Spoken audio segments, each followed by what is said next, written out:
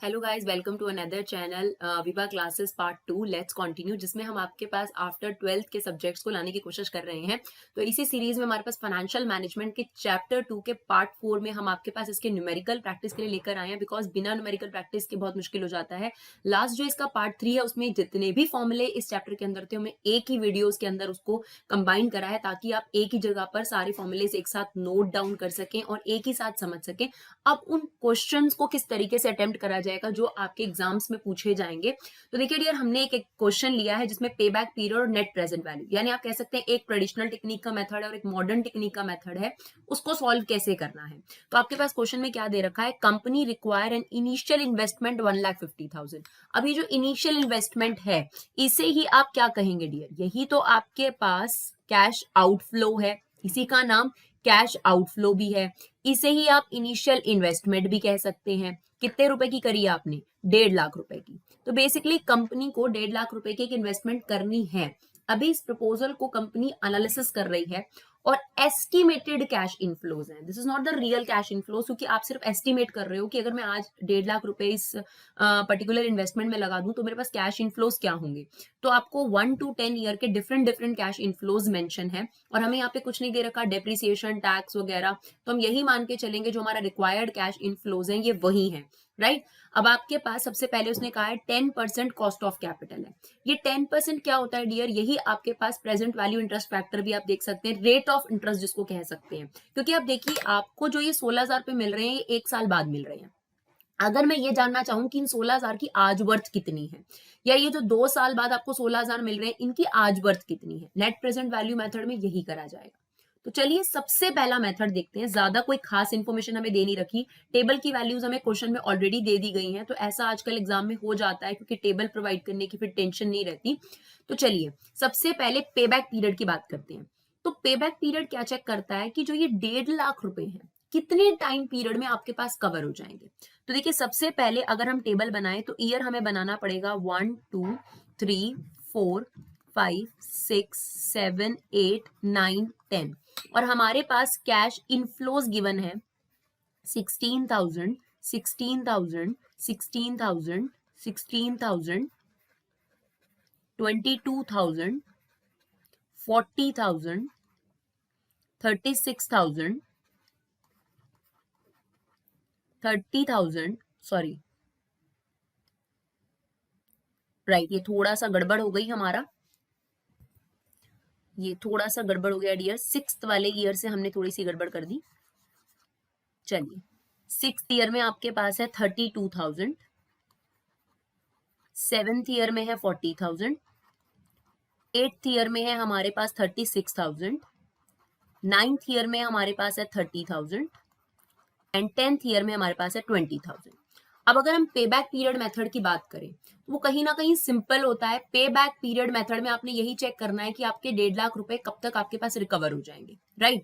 तो बनाने को तो कई बार टेबल भी बना लिया जाता है, यहाँ पर एक और कॉलम बना लिया जाता है, बट हमें लगता है कि उसकी कोई जरूरत नहीं है। जिस लेवल पर अगर हम है तो हम ऐसे भी ऑब्वियसली इसे चेक कर सकते हैं। तो आपने ये चेक करना है कि आपके 1.5 लाख कब तक कवर होंगे। तो देखिए ये आपके 16 4 ईयर तक तो आपके 64,000 कवर हो गए, राइट। तो चलिए देखिए यहां तक आपके पास 64,000 कवर हो गए, देन 22 अगर उसमें ऐड कर लें तो 86,000 कवर हो गए। तो 5 साल तक अभी 86,000 कवर हुए, और हमें कितने कवर करने हैं, 1.5 लाख रुपए। हमें ये देखना है कि हमारे 1.5 लाख कितने सालों में वापस आ जाएंगे। तो अभी 5वें साल तक तो हमारे पास 86,000 ही आए हैं। चलिए 6th ईयर में जाते हैं, 6th ईयर में 86 में 32 ऐड कर देते हैं, तो ये आप कैलकुलेटर से फटाफट कर सकते हैं, कोई दिक्कत नहीं है। तो आपके पास ये हो गए 1,18,000, यानी 6th ईयर तक आपके पास 1,18,000 कवर हो गए। अब जो बचे हमारे पास रिकवर करने के लिए वो 32,000 है। लेकिन जो 7th ईयर है अगर हम उसे कंप्लीट ले लेते हैं तो उसमें भी तो 40,000 रुपए का इनफ्लो हो रहा है। और पे बैक पीरियड एग्जैक्टली जानना चाहता है कि हमें कितना टाइम लगा हमारे पैसे रिकवर होने में, उसके बाद जो आ रहा है वो तो पोस्ट पे बैक प्रॉफिटेबिलिटी है, राइट। तो आपके पास 6 साल तो पूरे कंफर्म लगेंगे, तो इसको हमने लिख दिया 6 ईयर तो आपको कंफर्म लगेंगे। दोबारा देख सकते हैं आप, 1.5 लाख रुपए हमें कवर करने हैं, ठीक है ना। तो आप देखिए 4 साल में तो 64 कवर हुए, फिर हम आगे गए 5th ईयर के 22 भी जोड़ लिए, 86 बने, फिर हमने 32 भी जोड़ लिए, ये बने 1,18,000। अब आपको रिमेनिंग अमाउंट कितना रहता है 32, क्योंकि आप यहां तक 6th ईयर तक 1,18,000 रुपए रिकवर कर चुके हैं। यहां तक आते आते तक आपके 1,18,000 रुपए आपको रिकवर हो चुके हैं। अब आपको 40 नहीं चाहिए, अगर 40 रिकवर करेंगे 7th ईयर पूरा लगेगा तो 1,58,000 आ जाएंगे ना, हमें अब 32 चाहिए। तो हम कैसे लिखते हैं, 6th ईयर तो कंप्लीट, 7th ईयर का फ्रैक्शन आएगा, और वो फ्रैक्शन कैसे निकालना है, आपको कितने रुपए रिकवर करने हैं, 32,000 रुपए आउट ऑफ 7th ईयर के 40,000 में। तो आपके पास एग्जैक्ट आंसर आ जाएगा 6.8 ईयर। तो आपके पास 7th ईयर का कुछ फ्रैक्शन लगेगा, दैट इज 0.8।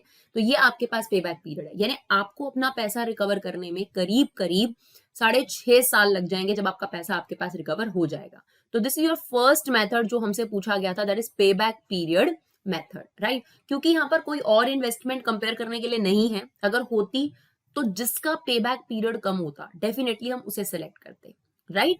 एक और चीज हम आपको इस क्वेश्चन के साथ समझा देना चाहते हैं, एक और चीज कई बार पूछी जाती है, पोस्ट पेबैक प्रॉफिटेबिलिटी, यानी जब आपका पैसा रिकवर हो गया, ठीक है, उसके बाद आपके पास कितना पैसा आया, that is post payback profitability. ये भी तो इंपॉर्टेंट है ना कि आपने जब अपना पैसा रिकवर कर लिया उसके बाद आपके पास क्या आया। तो आप 7th ईयर की बात करें तो उसमें 8,000 आपके पास एक्स्ट्रा आ गए, प्लस 8th ईयर के जो है ये 36,000 ये भी आपके पास एक्स्ट्रा आ गए। ये जो 30,000 है, ये जो 20,000 है, इन सबको प्लस कर लीजिए, ये आपके पास पे बैक यानी आपके 1,50,000 रिकवर होने के बाद की सारी प्रॉफिटेबिलिटी है। इसको बोला जाता है पोस्ट पे बैक प्रॉफिटेबिलिटी, राइट। तो आई होप आपका जो फर्स्ट मेथड है दैट इज पोस्ट पे बैक पीरियड मेथड, ये हमें क्लियर है। चलिए अब हम डिस्कस करते हैं दूसरा method, that is net present value method, which is a discounting technique, it's very good, right. तो चलिए अपनी दूसरी टेक्निक यूज करते हैं हम लोग, that is NPV method, it's a very good technique, right. तो चलिए इसमें क्या होता है डियर, ये आपके पास कैश फ्लोज हैं, उसमें हमें कैश फ्लोज चाहिए होते हैं after tax but before depreciation, यानी जिसमें से टैक्स माइनस है बट डेप्रिसिएशन माइनस नहीं होना चाहिए, तो डेप्रिसिएशन हम प्लस कर देते हैं। फिलहाल सिंपल क्वेश्चन है आपके पास, नॉर्मल कैश फ्लोज दे रखे हैं, कोई डेप्रिसिएशन नहीं बता रखा, कुछ नहीं बता रखा, तो यही हम कंसीडर करेंगे। तो यहां पर सबसे पहले प्रेजेंट वैल्यू फैक्टर लिखा जाता है, और ये कैसे निकाला जाता है इसको समझने की कोशिश करते हैं। सबसे पहले देखिए डियर, वैसे तो आपको यहाँ present value factor already given है, लेकिन अगर ना गिवन हो तो आपको टेबल की जरूरत नहीं है, आप खुद से निकाल सकते हैं। कैसे, मैंने आपको बताया था कि जो रेट ऑफ इंटरेस्ट गिवन है, यहाँ रेट ऑफ इंटरेस्ट कितना है 10%, तो आपने क्या करना है 1/1 प्लस रेट कितनी है 10%, 10% मीन्स क्या हो जाएगा 10/100 क्या आ गया आपके पास 0.10, राइट। ये आपने नीचे 1 में प्लस कर देना है, तो ये आ गया 1.10।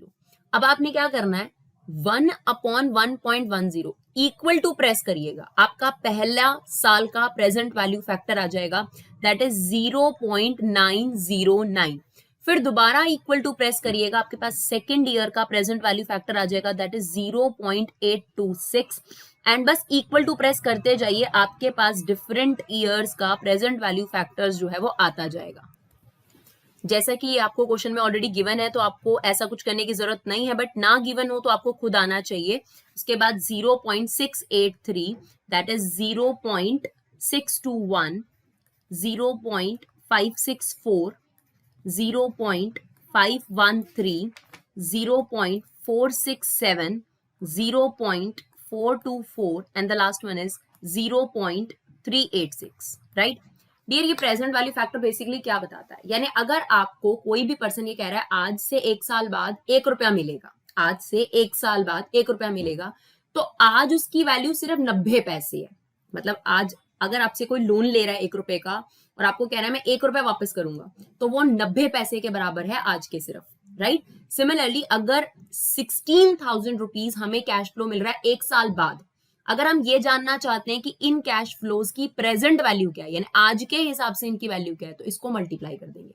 सिमिलरली 1 रुपया अगर आपको 1 साल 2 साल बाद मिल रहा है, 2 साल बाद, तो आज के हिसाब से सिर्फ 82 पैसा इन्वेस्ट करना चाहिए आपको। ये है प्रेजेंट वैल्यू फैक्टर। तो हम क्या करेंगे, इन सारे कैश फ्लोज को प्रेजेंट वैल्यू फैक्टर से मल्टीप्लाई कर देंगे, तो हमें इन कैश इन फ्लोज की प्रेजेंट वैल्यू पता चल जाएगी।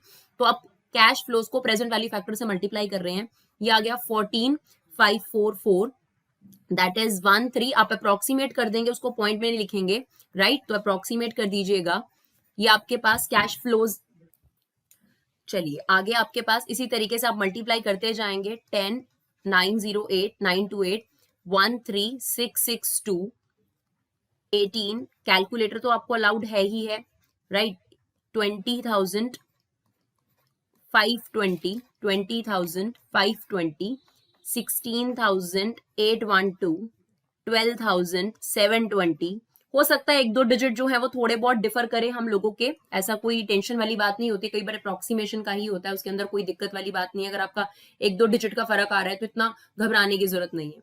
तो डियर देखिए हमारा पे बैक पीरियड तो पहले हो चुका था, हमने ये चेक करना था कि हमारे पैसे कितने टाइम में रिकवर हो जाएंगे, तो वो हमने चेक कर लिया कि 6.5 साल के करीब करीब आपका पैसा वापस आ जाएगा।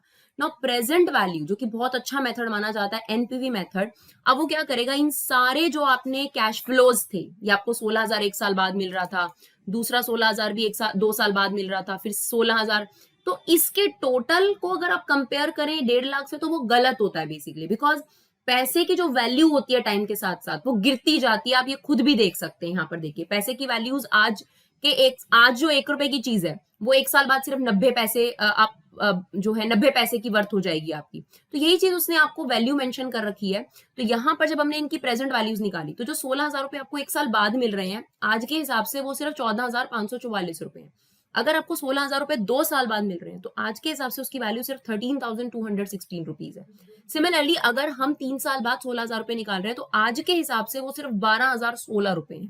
तो इन सभी को अगर हम प्लस कर लें तो ये सारे कैश इनफ्लोज की आज के हिसाब से वैल्यू है, और अगर हम इसको कंपेयर करें हमारे आज के आउटफ्लो से तो that would be better.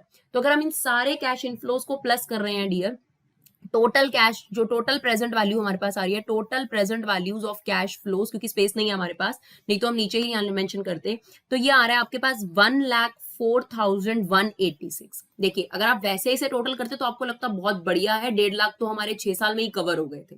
But अगर आज हम इन सभी 10 सालों के इनफ्लोज की वैल्यू निकाल रहे हैं तो आज टोटल पैसे जो पूरे 10 साल के पैसे उनकी वर्थ सिर्फ 1,04,000 है। यानी ये जो मुझे रिकवरी दे रहे हैं ना वो सिर्फ उसके लिए सिर्फ 1,04,000 रुपए इन्वेस्ट करने चाहिए, जबकि हमारा जो कैश आउटफ्लो है वो कितना है 1.5 लाख रुपए। तो अगर हम एनपीवी मेथड से जाएं तो एनपीवी मेथड क्या कहता है, present values of cash flows minus present value of cash inflows minus present value of cash outflow. तो इनफ्लो है आपके पास कम और आउटफ्लो है आपका ज्यादा, यानी अगर हम इन सभी पैसों की आज के हिसाब से वर्थ देखें तो इट्स ओनली 1,04,000 रुपीज, और जबकि आज मैं खर्च करने के बारे में कितना सोच रही हूँ 1.5 लाख, तो बल्कि ये तो आपके पास एक नेगेटिव एनपीवी आ रही है राइट।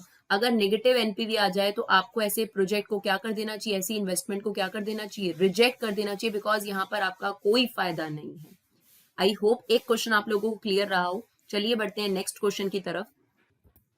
सॉरी डियर यहाँ पर लिखने में हमने थोड़ी सी गलती कर दी, it's not 104 it's 140 right, it's 140,186। तब भी आपके पास नेगेटिव एनपीवी आ रही है, थोड़ा कैलकुलेशन को एक बार ध्यान दे दीजिए, हमने इसलिए वेरीफाई कर लिया क्योंकि हमें लग रहा था कि ये इतना कम नहीं होगा, तो एक बार हमने वेरीफाई कर लिया। तो इट्स 1,40,186। स्टिल हमारे पास जो आउटफ्लो है वो ज्यादा है और इन सभी 10 सालों के इनफ्लोज की जो आज वैल्यू है वो बहुत कम है। तो एनपीवी मेथड के अकॉर्डिंग हमें इस प्रोजेक्ट को, इस इन्वेस्टमेंट को नहीं करना चाहिए because it's not useful right. चलिए बढ़ते हैं नेक्स्ट क्वेश्चन की तरफ।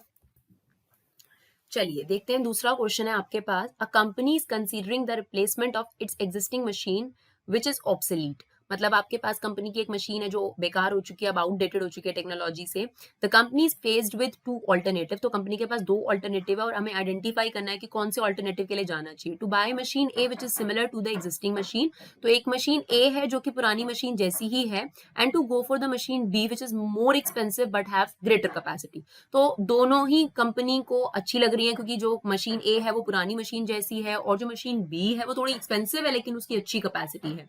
उनके हमें फ्लोज दे रखे हैं मशीन ए के। देखिए नेगेटिव का मतलब होता है आउटफ्लो, तो 0 ईयर में आप डेफिनेटली यानी प्रेजेंट ईयर में आप 25 लाख रुपए की मशीन ए खरीद रहे हैं, ये इसका मतलब हो गया, लैक्स में आपको इन्फॉर्मेशन गिवन है।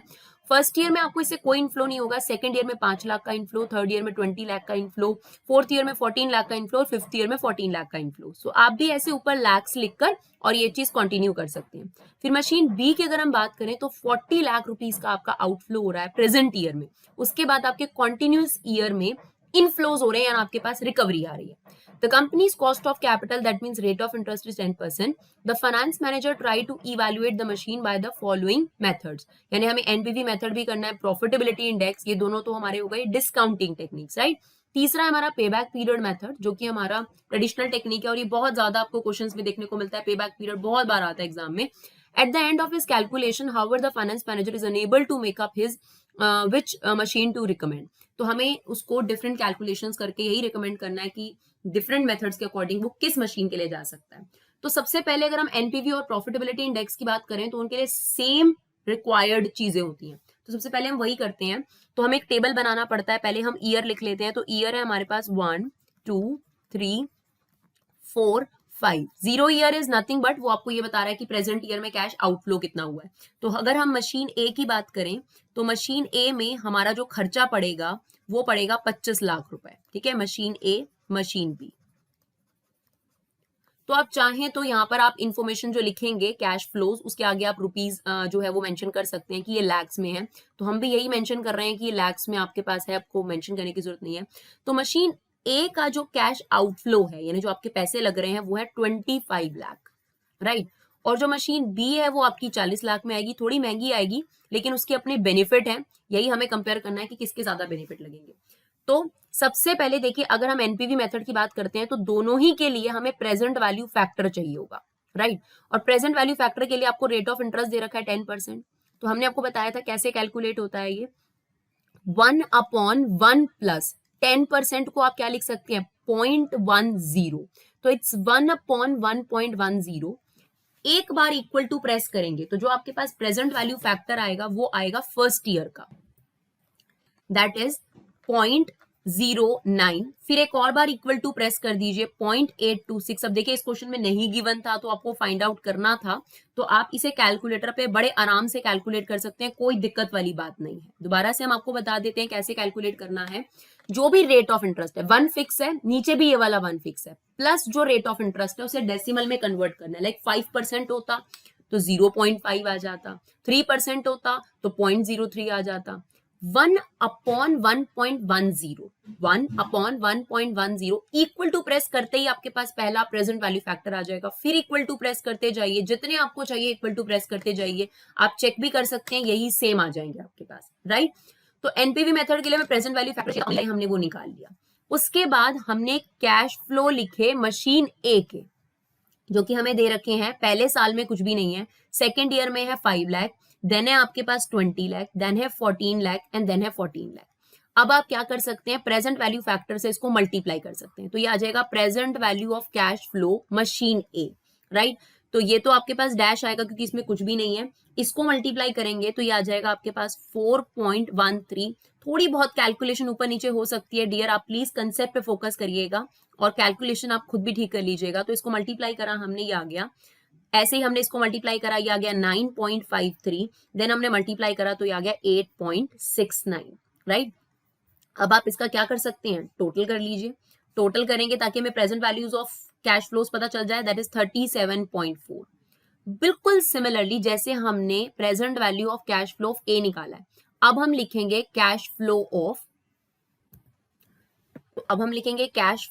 B and then present values of cash flow of B, present value of cash flow of B. ठीक है, तो कैश फ्लोज ऑफ बी दे रखे हैं आपको. फर्स्ट ईयर में इसमें कैश इनफ्लोज हुआ था 10 lakh rupees, that is 14 lakh rupees, then 16 lakh rupees, then 17 lakh, then 15 lakh. Present value factor तो सेम ही रहेगा, यही है आपके पास. इससे मल्टीप्लाई कर दीजिए, आपको इसकी प्रेजेंट वैल्यूज मिल जाएंगी.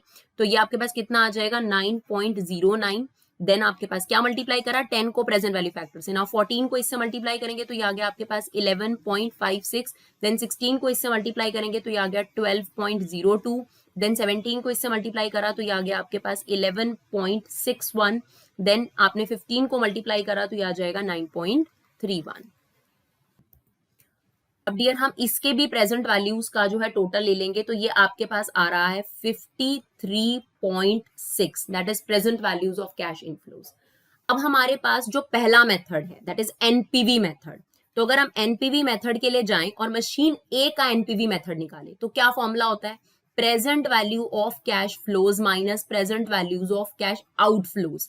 तो इसकी प्रेजेंट वैल्यूज अगर हम इसकी बात करें, फर्स्ट मेथड की बात करें, तो इट्स 37.4 माइनस 25 लाख, तो ये आपके पास कितना बचेगा 12.4 लाख रुपीज। और अगर हम मशीन बी की बात करें तो present values of cash in flows है आपके पास 53.6 लाख माइनस 40 लाख, तो ये कितना बचेगा 13.6 लाख, राइट।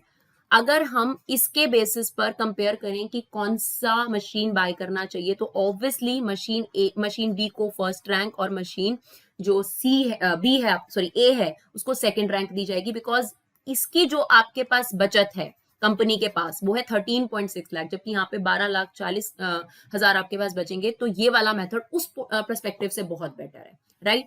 फिर दूसरा मेथड कौन सा होता है डियर, दूसरा मेथड हमारे पास है प्रॉफिटेबिलिटी इंडेक्स, जो कि क्वेश्चन में हमसे पूछा गया है, ठीक है। तो प्रॉफिटेबिलिटी इंडेक्स भी फटाफट कैलकुलेट कर देते हैं। प्रॉफिटेबिलिटी इंडेक्स का क्या फॉर्मूला होता है, present value of cash in flows upon present values of cash outflows, तो वो भी हमारे पास है 37.4 अपॉन 25 और यहाँ पर प्रेजेंट वैल्यूज है 53.6 अपॉन 40। नाउ देखते हैं दोनों के आंसर्स कितने आ जाएंगे आपके पास। तो इसका आ रहा है 1.49 और इसका आ रहा है आपके पास 1.34। तो अगर हम प्रॉफिटेबिलिटी इंडेक्स की बात करें तो हमें ये बोला जाता है कि 1 से ग्रेटर होना चाहिए, तो 1 से तो दोनों ही ग्रेटर हैं, तो ये चीज तो क्राइटेरिया तो फुलफिल कर रहे हैं, बट जिसका प्रॉफिटेबिलिटी इंडेक्स ज्यादा होगा हम ऑब्वियसली उसी को सिलेक्ट करेंगे। तो अगर आप फर्स्ट मेथड के लिए जाते हैं जो हमारे क्वेश्चन में मेंशन है, तो आप मशीन बी को सिलेक्ट करेंगे। अगर आप सेकंड मेथड के लिए जाते हैं दैट इज प्रॉफिटेबिलिटी इंडेक्स, तो ऐसे केस में आपके पास मशीन ए को फर्स्ट रैंक दी जाएगी, इसको सेकंड रैंक दी जाएगी, राइट। अब हमारे पास थर्ड मेथड है दैट इज पे बैक पीरियड मेथड। नाउ पे बैक पीरियड मेथड में हमें ये चेक करना है कि जो हमारा इन्वेस्टमेंट है वो कितने सालों में वापस आ जाएगा। तो सबसे पहले मशीन ए की बात करते हैं कि उसमें कितने सालों में आपका पैसा जो है वापस आ जाएगा। तो चलिए फिर से अपना टेबल देखते हैं कि कैश इनफ्लोज, देखिए आपका जो इन्वेस्टमेंट है, राइट, आपका जो इन्वेस्टमेंट है अगर हम बात करें तो देखिए आपके पास मशीन ए में 25 लाख रुपए खर्च हुए थे, और अगर आप देखें तो यहाँ बहुत क्लियरली आपका 3 साल में, मतलब फर्स्ट ईयर में तो आपको कोई इनफ्लो नहीं हो रहा, सेकंड ईयर में 5 लाख, थर्ड ईयर में, तो अगर हम मशीन ए की बात करें तो आपका कहीं ना कहीं जो है वो 3 साल में जो पैसा है वो रिफंड आ गया, राइट। 3 इयर्स में आपका पैसा वापस आ गया। चलिए अब मशीन बी की बात करते हैं। तो मशीन बी में आप देखिए पहले साल आपको कितने रुपए मिले हैं, पहले साल हमारे पास है 10 लाख, फिर है 14 लाख, फिर है 16 लाख। तो अगर हम इसे टोटल करें तो इसमें भी आपके जो 40 लाख रुपए हैं वो कितने सालों में कवर हो गए आपके पास, 3 सालों में डियर आपके पैसे कवर हो गए। तो यहाँ पर अगर हम पे बैक पीरियड का कंपैरिजन करें तो यहाँ पर फाइनेंस मैनेजर इनडिफरेंट रहेगा, क्योंकि दोनों ही जो पे बैक पीरियड है वो है 3 साल। तो आई होप आपको ये दोनों क्वेश्चंस क्लियर रहे हो, और भी क्वेश्चंस लेकर आएंगे। अगर आपको ये वीडियो अच्छा लगे तो प्लीज इसे शेयर जरूर करिए। Thank you so much guys for your love and support, keep supporting Vibha class.